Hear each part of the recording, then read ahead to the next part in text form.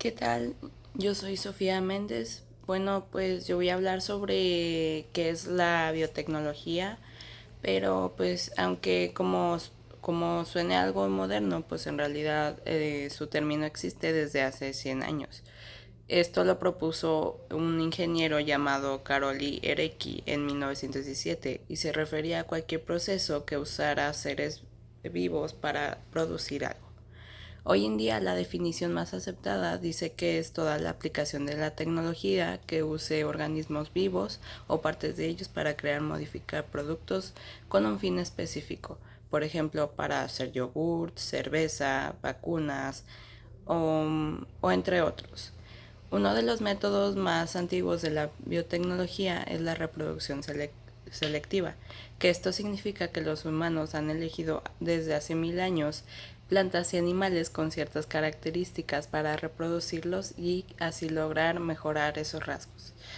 Un ejemplo serían las frutas, verduras que comemos hoy en día, ya que antes no eran así como las comemos ahorita. Las zanahorias son más modernas, los plátanos tenían semillas más grandes y el maíz pues sí llevó al siguiente punto. Un caso increíble es el del teocintle, que es una planta que hoy parece una mala hierba, pero resulta que es el ancestro del maíz. Estos empezaron en los años 30 con un genetista llamado George Beadle que descubrió el teocintle y el maíz que eran casi idénticos. Y esto hizo que los cruzaran para poder crear el maíz que comemos ahora. Pues ahora hablemos de la hibridación, que es cuando se cruzan organismos de diferentes especies para obtener descendencia. Esto puede pasar de forma natural o artificial. En la hibridación natural, un ejemplo es que se mezclaron Homo sapiens con neandertales hace miles de años y por eso hoy todavía conservamos parte de ese ADN. En plantas también ocurre. Dos especies que antes vivían separadas se cruzan cuando sus hábitats se mezclan. Por otro lado, la hibridación artificial es cuando el ser humano interviene para lograr mejoras como más sabor o tamaño en los frutos. Y en el siglo XVIII se empezaron a cruzar plantas a propósito y los experimentos más famosos son los de Mendel, con los chícharos.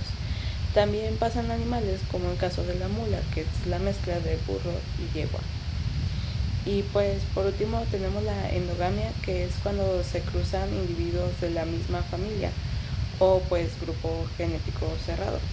Esto reduce la variación genética y aumenta el riesgo de muchas enfermedades hereditarias. Un ejemplo muy claro es que lo vemos en algunos perros de raza, como los bulldogs, que ellos tienen muchos problemas de salud por culpa de la reproducción selectiva. Incluso algunos ya no pueden nacer de forma natural o tienen deformaciones que afectan su calidad de vida. Bueno, pues ahora les voy a hablar sobre cómo ha evolucionado la biotecnología a lo largo del tiempo. Pues aunque muchas personas piensan que es algo moderno, en realidad la biotecnología existe desde hace miles de años. Desde que el ser humano empezó a usar microorganismos para transformar los alimentos, ya se estaba haciendo la biotecnología, solo que nadie lo sabía y nadie le había puesto algún nombre. Un ejemplo serían los sumerios de Mesopotamia, que hace 8000 años ya preparaban una bebida fermentada que hoy en día conocemos como cerveza. En el desierto donde vivían, donde se hacía el agua potable era escasa y pues la cerveza que hacían con pan hervido, cereales y fermentación natural se convirtió en una forma segura de hidratarse porque el alcohol y ácidos evitaban que crecieran microbios peligrosos. Este tipo de biotecnología antigua se usó para hacer pan, vino y productos lácteos. Lo hacían sin entender del todo qué pasaba, pero los resultados funcionaban. Ya mucho más adelante, en el siglo XIX, Luis Pasteur descubrió que los microorganismos eran los responsables de la fermentación y con eso se dio un paso pues muy grande. Esto ayudó a entender las enfermedades y poder hacer las vacunas. Y Creo que en esta misma época Robert Koch sienta las bases de la microbiología médica y Dimitri descubre los virus. Pues hablando de los avances médicos, no podemos dejar fuera los descubrimientos más importantes, que fue la penicilina en 1928 por Alexander Fleming, que pues notó que un hongo mataba las bacterias en sus cultivos, y ese fue el nacimiento del primer antibiótico. Y pues gracias a esta penicilina, otros antibióticos que vinieron después, millones de vidas se pudieron salvar. Aunque también aprendimos que su mal uso puede generar resistencia bacteriana. Por eso hoy en día es muy importante usar antibióticos solo cuando se necesiten. Um, con el tiempo la biotecnología dio un giro muy grande. Pasamos de procesos antiguos a la biotecnología moderna, que aquí se usa en la ingeniería genética, que en los 50 Watson y Crick descubrieron la estructura del ADN que pudo abrir las puertas a la manipulación genética. Después en los 70 se lograron cosas impresionantes como la creación del primer organismo transgénico y la producción de insulina en laboratorio usando ADN recombinante, algo que fue un gran avance para tratar la diabetes. Pues hoy la biotecnología sigue avanzando con técnicas como la clonación, la edición genética, la bioimpresión y muchos más procesos que impactan nuestra salud y el ambiente y la agricultura. Y creo que en esta parte sería todo del 4.2 y ahorita vamos con el 4.3. Ahora tenemos la ingeniería genética, que pues básicamente es una forma que nosotros tenemos los humanos de poder agarrar pedacitos de ADN de un ser vivo para modificarlo y ponerlo en otro organismo. Pues todo esto empezó hace años para descubrir cómo funciona el ADN. Pudimos aprender a manipularlo con herramientas súper precisas. ¿Y cómo funciona? Pues uno de los métodos más usados es lo que le llaman a la tecnología de ADN recombinante, que pues en la naturaleza los organismos ya hacen esto, por ejemplo la reproducción sexual. Aquí el ADN de los papás se mezcla y las bacterias también lo hacen compartiendo pedacitos de ADN entre ellas para poder sobrevivir mejor. Todo esto nosotros lo que hicimos fue aprender a hacerlo en un laboratorio. Y básicamente, ¿qué hacemos? Pues primero buscamos un gen que nos interese, uno que ayuda a una célula a reproducir insulina. Digamos, lo cortamos, luego ese gen lo metemos en un plásmido que es como un anillito. Y pues ese plásmido actúa como un taxi, por así decirlo, llevando al gen a la bacteria. El gen a la bacteria. Pues después de eso metemos ese plásmido en una bacteria. Algunas bacterias lo aceptan y cuando se reproducen copian ese ADN nuevo y pues ya está. Tienen un montón de bacterias produciendo lo que querías y como por ejemplo la insulina o pues una proteína más específica. Y bueno, ahora vamos con las aplicaciones de la ingeniería genética, que pues la ingeniería genética pues ha revolucionado muchos aspectos de nuestras vidas. Básicamente se trata de manipular directamente el ADN de los seres vivos para obtener ciertas características deseadas. Gracias a esto hoy podemos hacer cosas que antes parecían de ciencia ficción, desde mejoras de cultivos agrícolas hasta curar enfermedades genéticas. Yo voy a explicar cómo se está aplicando esta tecnología pues en diversas áreas. Por ejemplo, en agricultura, que se modifican los alimentos genéticamente con el crecimiento de la población mundial, la necesidad de producir más y mejores alimentos que ha llevado a modificar estos cultivos. Que a diferencia del cruce tradicional, las plantas, la ingeniería genética permite introducir genes de otras especies como bacterias directamente en las plantas. Estos cultivos se conocen como OGM, que son organismos genéticamente modificados. Un ejemplo de estos es que en Estados Unidos se cultiva una gran cantidad de soya, maíz, algodón y pues algunas de estas plantas tienen genes de la bacteria, que es Bacillus thuringiensis, que pues produce una proteína tóxica para algunas plantas. Estos se han creado para plantas resistentes a herbicidas como la soya, que pueden sobrevivir aunque se aplique el químico mientras la maleza muere. Estos se han modificado para mejorar su calidad o el aceite que quiten como virus y eso. Pues hay muchas preocupaciones en ese caso, como el uso masivo de la OGM, que puede producir muchas cosas como resistencia en insectos o permitir que genes modificados propaguen fuera de cultivos. Además, las grandes empresas controlan las semillas, lo que puede poner pues en una desventaja a los pequeños agricultores. La ganadería en animales pues también se ha experimentado con la ingeniería genética, aunque los riesgos de que estos se mezclen con especies salvajes son pues muy poco probables porque pues suelen vivir en ambientes controlados.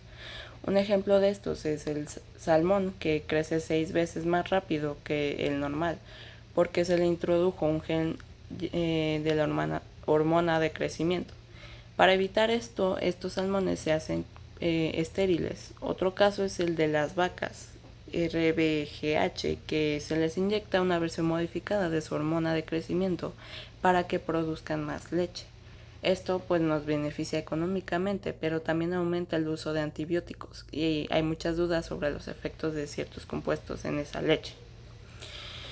También tenemos la identificación personal, que pues la huella digital de nuestro ADN es poder ver cómo identificar a las personas.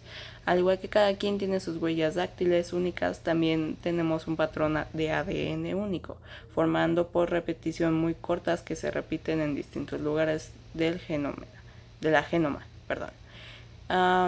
Estas mediciones analizan cada uno con una cosa llamada APCR, que esto forma un patrón que puede compararse con muestras tomadas en la escena de un crimen o usarse en pruebas de paternidad.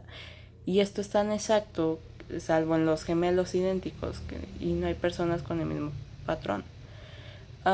Creo que también es incluso, disculpen, tenemos la medicina, que pues aquí la ingeniería genética ha sido muy clave. Por ejemplo, la insulina para tratar diabetes ahora se produce en bacterias modificadas como E. coli. En lugar de extraerse de animales, esta insulina humana es más segura, eficaz y accesible. Está la terapia génica, que para curar enfermedades génicas, añadiendo una copia sana de un gen defectuoso, se usan estos virus inofensivos para llevar un gen nuevo a las células del paciente. Para una variante es la terapia celular, donde las células se modifican fuera del cuerpo y luego se reintroducen. Aunque hay avances, aún se enfrentan retos como lograr que los genes lleguen exactamente a las células necesarias sin efectos secundarios.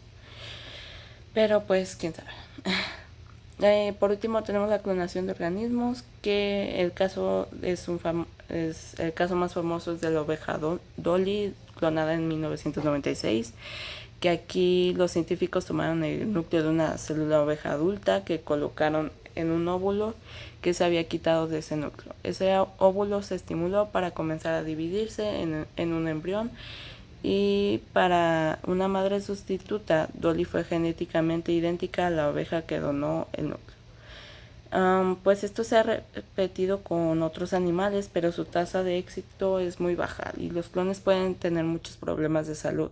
Pero esta técnica también ha permitido obtener células madre embrionarias para que puedan convertirse en distintos tipos de células, que pues nos abre posibilidades para regenerar tejidos en medicina. Y pues más que nada se me olvidó mencionar que en el caso de la oveja Dolly, pues esta fue hecha por una oveja negra y después se introdujo en otra oveja blanca para que... No es cierto, perdón, era al revés. Y en el caso de la oveja Dolly, se me olvidó mencionar que utilizaron los datos de una oveja blanca, pero lo introducieron con una oveja negra para que supieran que esta prueba era más real. o sea, para que comprobaran que literal era una clonación. Y pues para ya finalizar, yo les voy a hablar como qué es la bioética y por qué importa tanto esto. Pues este término fue propuesto por Van Rensselaer Potter en 1970, que lo definió como un puente entre la ciencia y los valores humanos. Que esto no se trata solo de saber qué podemos hacer con la ciencia, sino qué debemos hacer y por qué. Pues en palabras más simples, la bioética se ocupa para reflexionar sobre el impacto moral de las ciencias biológicas y médicas. Nos ayuda a cuestionar hacia dónde vamos con estos avances y si es correcto el camino que estamos tomando. Pero eso no es solo bioética, hay dos grandes ramas para esto, que es la macrobioética, que trata sobre la vida en general, de los ecosistemas y el planeta, y la microbioética, que se enfoca en temas concretos como la genética, la salud y los avances médicos. Pues la ingeniería genética entra de lleno en esta última. Pero ¿quién decide qué se investiga y hasta dónde debemos llegar? Pues este es uno de los temas más complejos. Cada una vez que se inicia una investigación genética hay básicamente tres posturas que se tienen que ver. La resistencia por medio de las consecuencias, la fe que ciega en que los científicos sabrán lo que hacen y pues una postura inmediata donde se permite investigar, pero pues siempre con un respaldo ético sólido. La realidad es que no todos los países pueden decidir por igual sobre todos estos temas y la mayoría de las investigaciones avanzadas se hacen en países desarrollados y muchas veces no son los gobiernos quienes deciden, sino grandes corporaciones privadas que invierten millones y pues no están dispuestas a frenar por cuestionar por la cosa moral, o sea, si dañan algo no les importa nada. Si pensamos que los científicos deberían ser quienes decidan, hay ejemplos que muestran que esto tampoco es tan simple. Un caso más famoso es el Instituto Riken, que es en Japón, donde se falsificaron datos sobre un avance en células madres con la intención de curar el Alzheimer. Esto muestra que los científicos pueden ser expertos en cómo hacerlo, pero pues no siempre en por qué y para qué. Tampoco podemos confiar plenamente en los políticos, ya que muchas veces responden más a intereses económicos que al bienestar social. Y pues según los principios de la bioética, las decisiones deberían recaer más que nada en los ciudadanos, en mi opinión. Pero no creo que estemos preparados como sociedad para asumir esa responsabilidad. Y aquí yo les voy a decir qué podemos hacer. Y pues para poder tomar buenas decisiones necesitamos una educación genética en las escuelas, aunque sean públicos, debates, todo que para podemos informarnos y poder participar, para poder entender lo suficiente, para poder cómo impacta directamente en nuestras vidas. Otro punto importante es la bioética no debe basarse en dogmas. La filosofía mexicana milana dice que debe ser laica, crítica, consciente en el contexto social e histórico y abierta a la pluralidad. Esto no significa que esté en contra de la religión, sino que puede estar dominada por una sola visión del mundo. Y pues con tantos avances también se ha tenido que crear un marco legal. En México, por ejemplo, se fundó la Comisión Nacional de Bioética, que es la Conbioética, en 1992. Desde entonces se han hecho refuerzos para institucionalizar la reflexión bioética sobre todo el área de la salud. Un gran paso fue en 2014 que se reformó la Ley General de la Salud para exigir comités de bioética en todos los hospitales, pero todavía hay muchos vacíos legales. Un ejemplo claro es que no hay una ley en México que obligue a las empresas a etiquetar alimentos transgénicos, aunque el 90% de las tortillas que comemos tienen maíz transgénico. No sé por qué no tenemos derecho a saberlo. Este vacío legal se debe en parte a la ambigüedad de la ley de la bioseguridad en 2005, que dejó muchas puertas abiertas. Eso demuestra cómo muchas veces la legislación responde más a intereses económicos, como ya había dicho, que en lugar de ver el moral.